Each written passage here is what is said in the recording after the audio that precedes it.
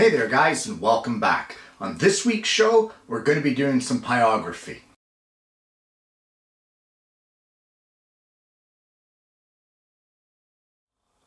Well, pyrography, or the art of wood burning, it's not that difficult, and in fact anybody can do it. All it takes is some practice and a few techniques that hopefully you will learn through watching this series. It all starts off with the equipment, and that's where we're going to start today's show.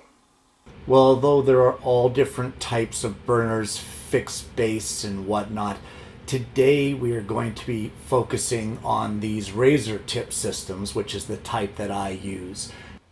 Now, the main difference between the SK and the SS-D10 is that the D10 can house two different styluses and you can switch between them for use, whereas the SK only uses one.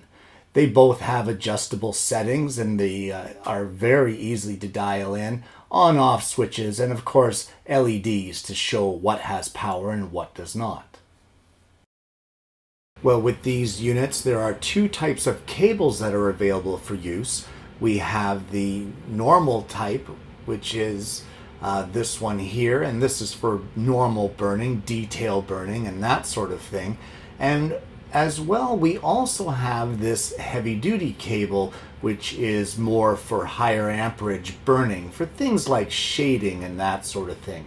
The difference between the two is this one here is a lighter gauge wire, and this one here is a much heavier gauge wire to be able to handle the extra power needed for the shading. Now, there are plenty of different burning tips that you can get. Everything from the shading tips here, like a broad shader and a spoon shader, for wider and broader areas, and then there's these smaller ones over here for the more detailed work. We have the skew chisels, a large and a small, and then a writing tip as well. And there is also the type that has interchangeable tips, and this can be very common. Although I won't be using it on this burning, I just wanted to let you know that this type is available.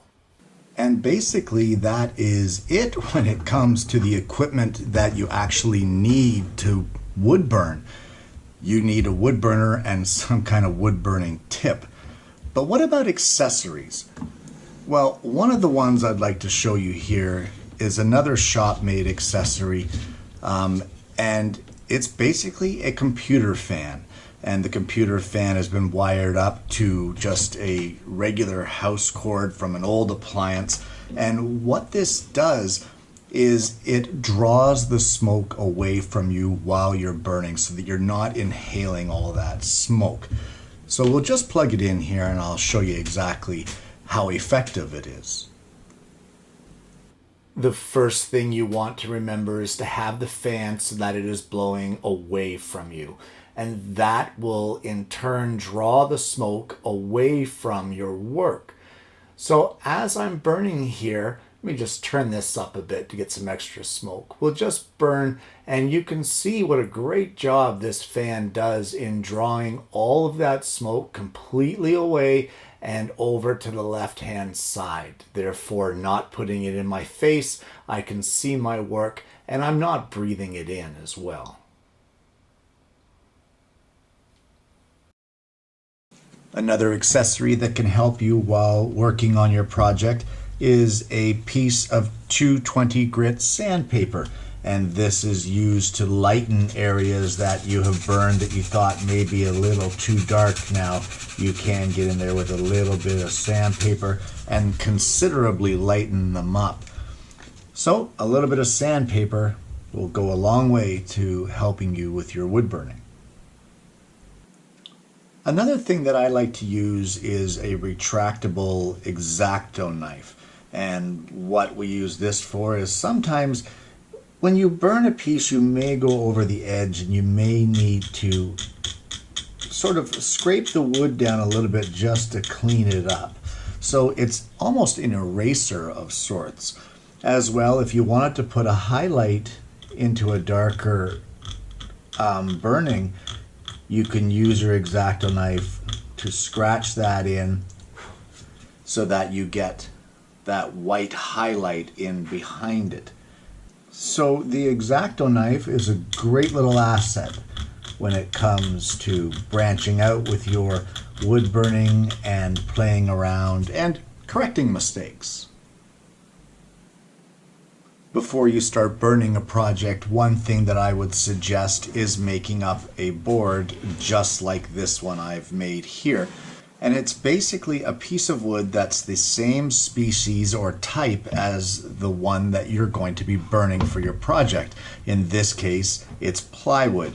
And I've divided it all up into these 1-inch squares with 1/4-inch borders around them. And what they're for is for test burning.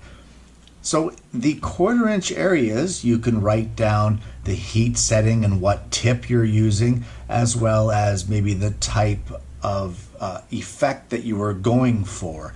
So you could also write in the shading tip or the type of tip that you're using. So there would be a lot of information contained there about this one little square. And then if you wanted to do, say, gradient shading, you could try one setting here in this box and then reduce the setting, mark what it is, and try a different setting. But you have the opportunity to test every pattern and every setting that you have for your project before ever touching your project itself. And as well, you would have a record of exactly what you did for reference of later projects. And that essentially is really all the equipment you need.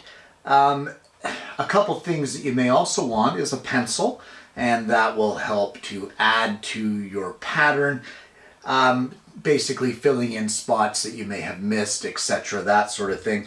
And an eraser. And the reason I want an eraser is once we transfer over the pattern, sometimes you need to lighten those transfer lines, and this eraser really helps with that. That brings us to our next point. How do we get our pattern or our picture onto our project? Now for this project, I'm going to be burning the utility case that I made for my game of 12 pins. And we're going to start off by using some graphite paper. It's fairly inexpensive, and you can get it at most woodworking stores. I can put a link to that as well in the description. But what you need to do is get a piece that is roughly the same size as your pattern. Well, the first step you want to do is lay your graphite paper down with the graphite face down onto your project, and then take your photocopy of your pattern and lay it down onto the graphite paper. Now once we get it all aligned, we're going to tape it down in place.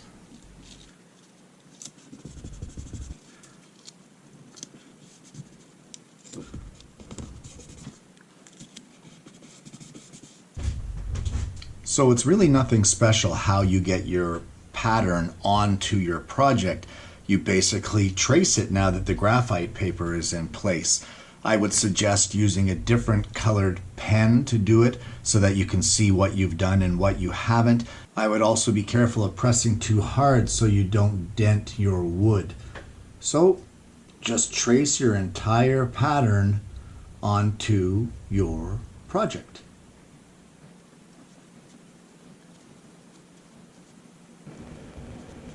So as the tracing of the pattern continues, hopefully you can see here that it's very obvious using a different colored pen exactly where it is that we've completed our tracing and where we haven't.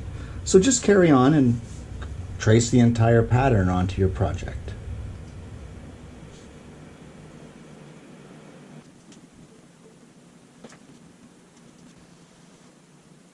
And once you think you're done, go through your whole pattern here, making sure that all your lines are red, and then carefully peel off your tape, your pattern, and your graphite paper.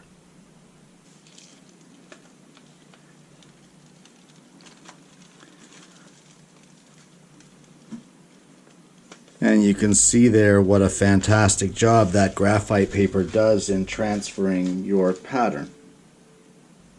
Well, the first step in our project is going to be outlining all of the lines that we just traced here, but we're going to be doing it with a skew burning tip. You're not going to be able to run these long lines all in one shot, so you're going to have to join shorter lines together. But how do you get that without blobbing? Well, that's where you need to practice, and that's where your practice board comes in. So we're going to take this project away for just a second and look at some techniques on your practice board. Well, the first thing that I'm going to do is I'm going to write in my practice board that I'm using a heat of 6, and that is for this square right here. I'll also just write at the top here that this is nothing more than lines. It's line practice. So we need to practice drawing straight lines, and we need to practice joining lines together. When you start burning on a project, you don't want to just place your line down exactly where you need it to start. So if I wanted a line to start right at this top line here, I wouldn't start there. I wouldn't come in and start burning, because you can see the globbing that we're getting there. In fact, you want to start before the line and bring it down almost like an airplane landing. So you bring it down slightly before the line and land on the line. And you can see that you get a lot cleaner edge there. Can you see that? How we don't have any globbing. Instead, we get a nice clean, crisp line. You want to use the same technique when joining lines together, where you are coming down actually before the line ends and landing right before it starts. So you'll place your pen just before and glide it down. I'm getting some globbing there, but then again, that's all in practice, right? So that's why we have these practice squares. So practice your lines long before you actually apply it to your project.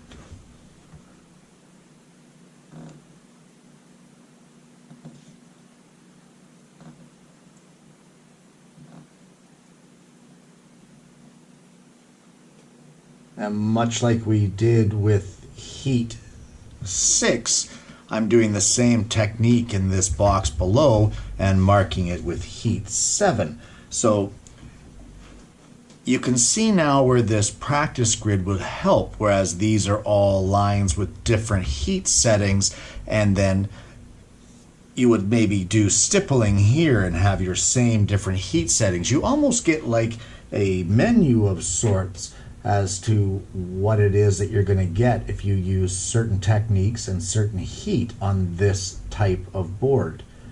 But you can see how the smoke is coming right up at the camera. I don't have the fan on right now only because it's hard to talk over it. But let me put that fan on and show you the difference here.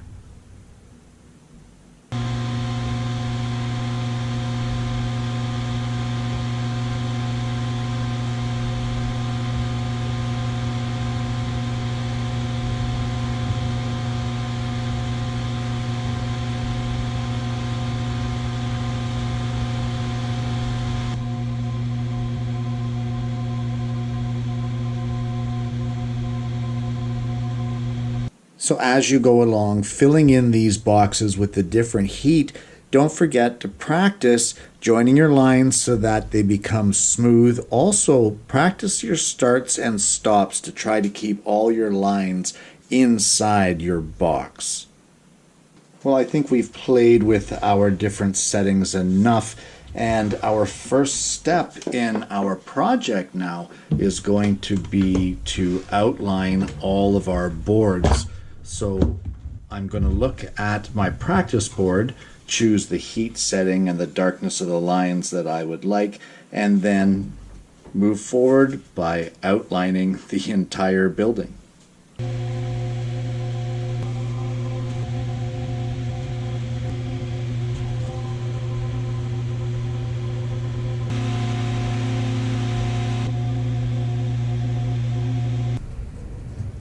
I've turned off the fan so that you can hear me talk.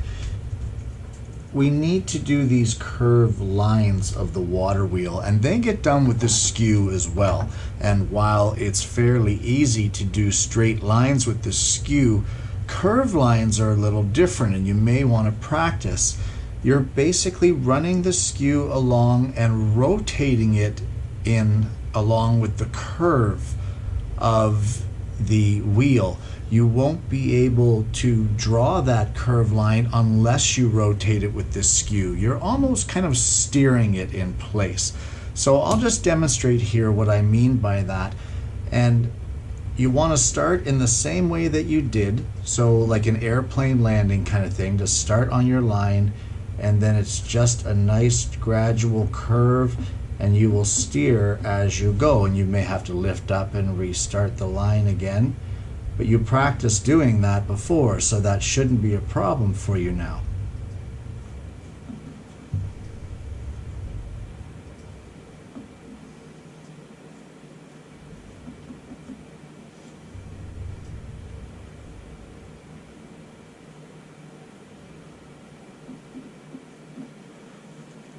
And you can see there how we got that curved line by steering the skew.